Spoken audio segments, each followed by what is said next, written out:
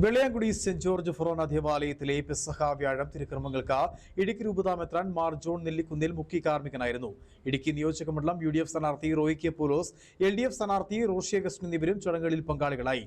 നിരവധി വിശ്വാസികളാണ് പെസഹ വ്യാഴാഴ്ച തിരുക്കർമ്മങ്ങളിൽ പങ്കെടുത്തത്.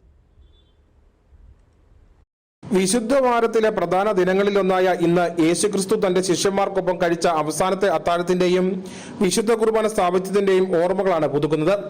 യേശുക്രിസ്തു തന്റെ ശിഷ്യന്മാരുടെ പാദങ്ങൾ കഴുകി വിനയത്തിന്റെ ഉദാത്തമായ മാതൃക കാണിച്ചതിന്റെ സ്മരണയ്ക്കായി ദേവാലയങ്ങളിൽ ഇന്ന് പ്രത്യേക കാലുകഴുകൽ ശുശ്രൂഷ നടന്നു. കട്ടപ്പന വെള്ളയാങ്കുടി സെന്റ് ജോർജ് ഫൊറോന ദേവാലയത്തിൽ നടന്ന പെസഹ വ്യാഴ തിരുക്കർമ്മങ്ങൾക്ക് ഇടുക്കി രൂപതാ മെത്രാൻ മാർ ജോൺ നെല്ലിക്കുന്നിൽ മുഖ്യ കാർമ്മികനായിരുന്നു.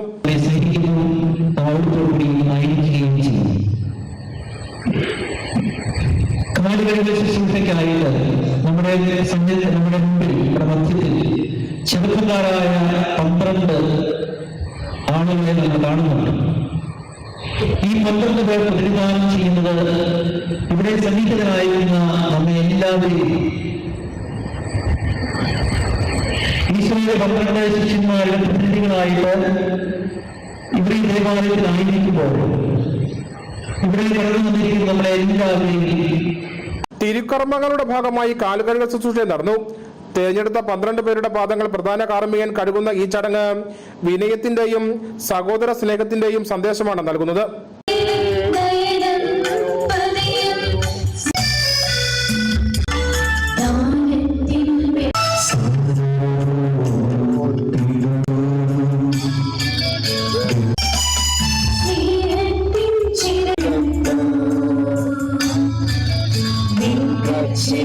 പെസഹ വ്യാഴം സവിശേഷമായ ആചാരങ്ങളോടെയാണ് ക്രൈസ്തവർ ആഘോഷിക്കുന്നത്.